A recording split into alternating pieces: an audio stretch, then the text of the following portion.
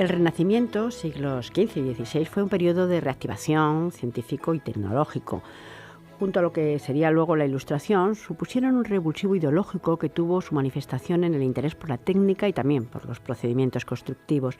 Los ingenieros, nuevamente, fueron miembros de una profesión respetada e incluso algunos de ellos recibieron una buena paga.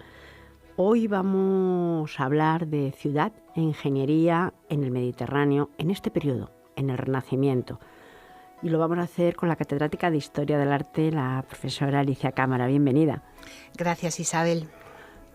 Estamos hablando de un periodo concreto, pero también de un lugar concreto, o más o menos concreto, porque nos centramos en un mar que es el Mediterráneo. Sí, nos centramos en el Mediterráneo porque, aparte de que sea un tema que forma parte del proyecto de investigación que tengo ahora en marcha, pues el Mediterráneo fue un campo de experimentación a lo largo de los siglos. El tema de la ciudad romana, la ciudad griega previamente, el tema de la ingeniería en esas ciudades, esa ingeniería romana, esa emulación por parte del Renacimiento de esa antigüedad clásica, va a explicar algunas de las actuaciones, aunque haya unas cuestiones mucho más inmediatas como son la de la guerra, la de abastecimiento, comercio, etcétera. Pero también hay un sustrato, como tú decías, también ideológico, de recuperación de ese mundo clásico a través de lo que es el humanismo, esas fuentes, esa idea de la magnificencia de la obra pública, que tiene que ver con ese mundo antiguo y que se recupera ahora en el siglo XVI.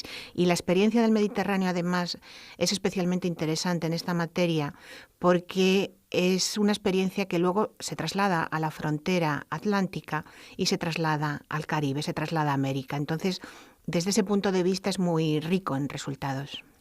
Y antes de hablar de todo este tema, también me gustaría preguntar, estamos hablando de esta influencia, por supuesto, de los clásicos, esta vuelta de alguna manera, pero ¿se perdió absolutamente la idea medieval o todo fue un devenir con esa vuelta, pero a la vez también con esa mezcla de lo que era el medievo? Todo es un devenir, es decir, es la idea de que es una construcción historiográfica, de que es una recuperación del mundo antiguo, algo absolutamente novedoso, hay todas unas teorías, es decir, una construcción teórica e historiográfica. No se pierde esa memoria del Imperio Romano. Lo que pasa es que el crecimiento de las ciudades en la Baja Edad Media genera también todas esas intervenciones de conducciones de aguas, de necesidad de obra pública en las ciudades por ese crecimiento urbano en todo este mundo del Mediterráneo, bueno, en general en Europa, no hablemos, pero como nos estamos centrando en el Mediterráneo, por eso la referencia al mar, porque en realidad lo que vamos a hablar en todo caso es una de las ciudades marítimas, es decir, esas ciudades que necesitan fortificaciones, que necesitan puertos, no ciudades del interior, es decir, lo que vamos a hablar es de esa frontera frente al turco, de esas ciudades baluarte frente al turco, que es ese mar en guerra del siglo XVI, en guerra, pero que también con necesidades de paz, claro. Y es por ello que se plantea enseguida la siguiente pregunta. Por lo tanto, ¿hablamos de ingeniería civil o más bien con esas fortificaciones en estas ciudades marítimas de ingeniería militar? Pues hablamos de las dos cosas, porque la ingeniería militar, la arquitectura militar es imprescindible. Se construye una frontera de piedra frente al enemigo, se construyen toda una serie de fortificaciones para las ciudades y lo que llamamos hoy ingeniería civil también tuvo unos usos militares, porque un puerto es un lugar donde pueden llegar a amarrar una flota, una escuadra de barcos. Bahías naturales había muchas en el Mediterráneo. Fíjate, Mesina, que fue el lugar donde partió Lepanto, toda la flota de Lepanto, o había bahías naturales como la de Cartagena en España o la de Mazalquivir en el norte de África. Pero claro, luego hace falta hacer unos muelles artificiales que permitan que otros lugares sean igual de seguros para toda esta circulación naval, todo este intercambio y todas estas necesidades de un mar en el que todo se relaciona. Hay una serie de redes ahí funcionando verdaderamente potentes. En este momento se tienen que transformar las ciudades. Antes se ha comentado ya el terrible miedo al turco. El turco estaba ahí, el turco un poco lo llenaba todo también. esta transformación de ciudades, pero ¿cuáles son las actuaciones de los ingenieros, ese papel importante que tienen en estas ciudades del Renacimiento, sobre todo en estas ciudades marítimas o portuarias? Fundamentalmente es el tema de la obra pública, ya sea militar o ya sea civil. Y creo que es interesante el abordar que la ciudad, porque la ciudad a veces desde el mundo, por lo menos de la historia del arte o de la historia de la arquitectura, se estudia como si fuera, pues eso, arte y arquitectura. Y en realidad lo que es la ciudad se construye en gran medida gracias a lo que es lo que hoy llamamos ingeniería y que entonces no estaba tan diferenciado. Entonces, esas actuaciones son fundamentalmente el tema de las fortificaciones, también el tema de otro tipo de edificios públicos como aduanas, arsenales, etcétera, es decir, muchísimos edificios públicos hasta generarse un tipo de arquitectura que se ha identificado con la arquitectura de los ingenieros por la tendencia a la desornamentación, por la importancia de la geometría, de las proporciones, algo que a lo mejor te puede estar sonando incluso al Escorial. Bueno, pues es que es ese tipo de arquitectura desornamentada y que atiende a esas necesidades puramente funcionales en muchas de estas ciudades. Y luego están todo este otro tipo de obras de canalizaciones, los encañados de las fuentes y todo este otro tipo de cuestiones que son necesarias en las ciudades, claro. Estamos hablando, por tanto, de esta ingeniería civil, también de la ingeniería militar, pero lo que está claro que hay ejemplos de ciudades que se preparan para vivir, pero también para la guerra. Bueno, claro, es que en el tema del Mediterráneo, eso es, en este marco que nos hemos marcado, por ejemplo, mira, en el Mediterráneo hay dos grandes cuencas, todo el mundo lo sabe, ¿no? Ahí están Sicilia, Malta y Túnez, entre lo que es el Mediterráneo occidental, dominado por lo que es el Imperio Español, y el Mediterráneo oriental, dominado en principio por los turcos. Malta, por ejemplo, es un enclave fortificado en el Mediterráneo que es el primer baluarte ante el turco.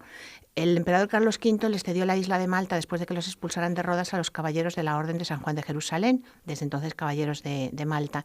Y tuvo un asalto brutal en 1565 por parte de los turcos, un asedio verdaderamente, bueno, que miles de historias se contaron de ese asedio porque fue una defensa que se pensó que se perdía Malta. No se perdió finalmente, no vamos a contar aquí, a relatar toda la historia, y después de eso se construirá esa famosísima ciudad de La Valeta, a donde muchos de nuestros oyentes habrán ido, que es una ciudad para la guerra, clarísimamente. Es una ciudad fortificada con un trazado ortogonal por donde se pueden mover perfectamente los soldados, los militares, para ir a las defensas.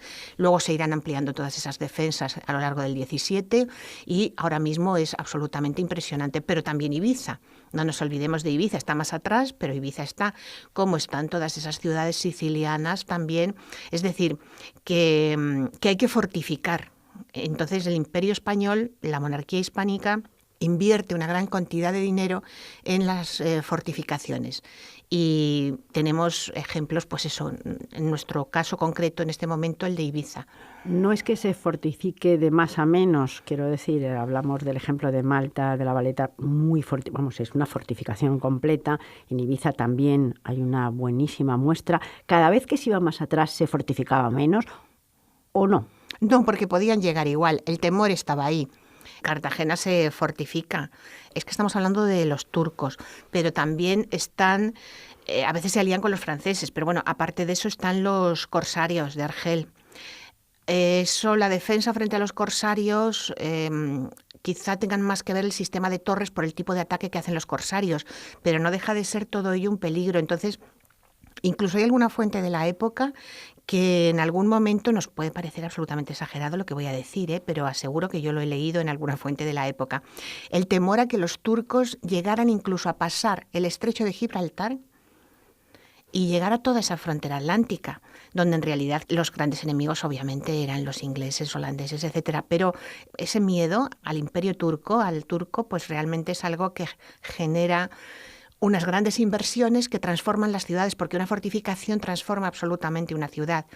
Una fortificación nueva obliga a destruir todo lo que hay alrededor para dejar un lugar donde ningún enemigo se pueda hacer fuerte y una parte también hacia el interior para que el ejército se pueda mover para la defensa. Entonces transforma muchísimo las ciudades y no solo la imagen de las ciudades, realmente transforma lo que es el tejido urbano, la estructura urbana. Y siendo, claro, importantísimas, y además ahora mismo es cierto que se ven estas fortificaciones y poco se te encoge el corazón porque verdaderamente son espectaculares. Sin embargo, pierden ornato, pierden belleza. La fortificación no lleva demasiados adornos. No, claro, una fortificación con adornos nos serviría porque por ahí escalaría el enemigo con gran facilidad. Entonces, una fortificación es el imperio de la geometría, es la geometría aplicada a los ángulos de tiro, al terreno, etcétera. Pero hay un elemento en las fortificaciones que se cuida muchísimo, que es el de las puertas. Entonces hay unas puertas en el Mediterráneo, digamos, Mantua, Verona, hay una serie de puertas fortificadas verdaderamente de una gran belleza, con sus almohadillados rústicos, sus frontones clásicos, ese lenguaje también de recuperación del mundo antiguo, para expresar la potencia del poder de esa ciudad. En España se conserva, que es magnífica, la de Ibiza, con unas estatuas de un guerrero y una diosa, que tiene todo un lenguaje simbólico que ahora no nos vamos a meter, pero se hicieron puertas en Barcelona, en Perpiñán, y por ejemplo, la Alhambra es una fortaleza. Bueno, pues en el siglo XVI se hace la Puerta de las Granadas. Esa es la puerta de una fortificación del Renacimiento. Entonces, esa idea del ornato, pues está ahí, claro, también. Todo el tiempo hablando de ciudades para la guerra, pero también ciudades para la paz. Yo supongo que los ingenieros pensarían un poco en todo. Hay que librarse del enemigo, pero por otro lado hay que vivir. Claro, y ahí estamos en el tema de las comunicaciones y de los puertos, y además ahí también hay esa idea de la globalización, de la circulación de personas y de entendidos, de ingenieros entendidos. Por ejemplo, el muelle de Málaga, el muelle nuevo de Málaga, lo vino a hacer el ingeniero que había hecho el muelle de Palermo. Cuando se hace el muelle de Palermo, incluso Palermo, que en ese momento, hasta entonces no tenía demasiado miedo, es curioso, pero el muelle de Palermo, el puerto artificial de Palermo, en un momento dado genera incluso un cierto miedo, porque dicen, bueno, es que ahora ya sí van a venir aquí a este puerto. Entonces se fortifica todavía más. Es decir, los puertos artificiales son necesarios, y eso es para todo por supuesto, el comercio, también al abastecimiento de las plazas africanas, es para la guerra y para la paz, y son absolutamente necesarios. Están las grandes bahías que te decía antes, pero también se empieza esa construcción en Nápoles, por ejemplo. El muelle de Nápoles, el puerto de Nápoles, es también un referente importante en el Mediterráneo del Renacimiento. Vamos a entrar ahora enseguida en la ingeniería hidráulica, pero a mí hay una cosa que me llama la atención a lo largo de todo el programa, y es que hablamos continuamente de los ingenieros que hicieron el puerto de Málaga o que hicieron... Pero al contrario que ocurre en la historia del arte, que se habla de un artista en concreto, los ingenieros son menos conocidos. Es decir, ¿cuál era el estatus del ingeniero? ¿Se les conocía con nombres, con apellidos? Y esto, además, ha sido tan importante a lo largo después de la historia.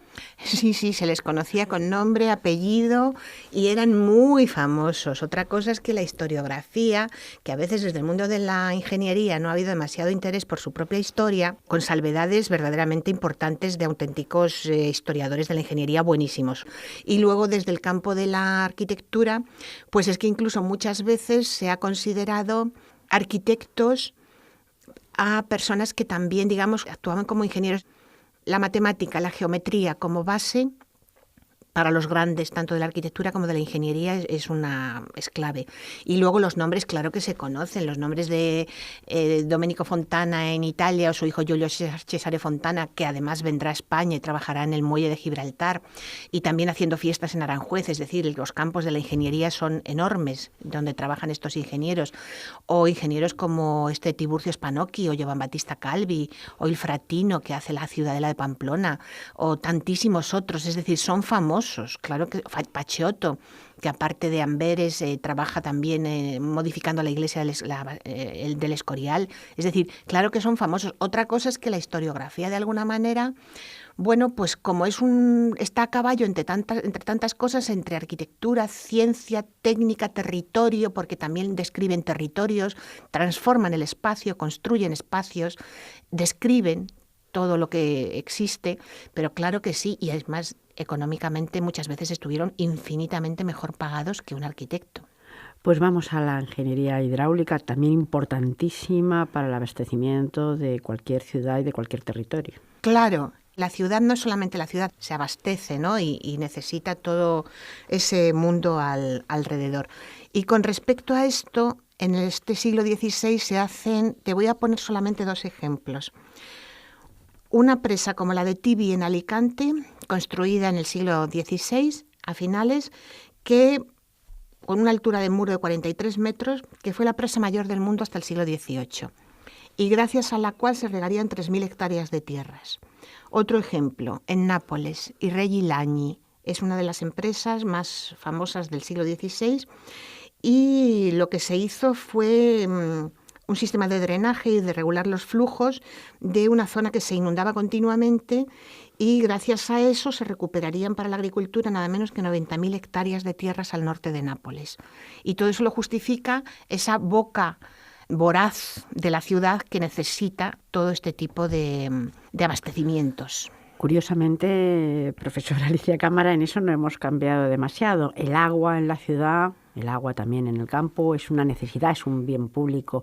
Sigue siéndolo, lo era en el Renacimiento y lo sigue siendo ahora, una preocupación. Por supuesto. Y los gobernantes, la idea del bien público y del abastecimiento de agua es fundamental en las ciudades. Por eso la llegada del agua a la ciudad es adornada siempre con esas fuentes impresionantes que tenemos en las ciudades del Renacimiento y después del Barroco. Y ya para terminar, hemos empezado diciendo que este periodo, que el Renacimiento, fue un periodo de reactivación científica y también tecnológica.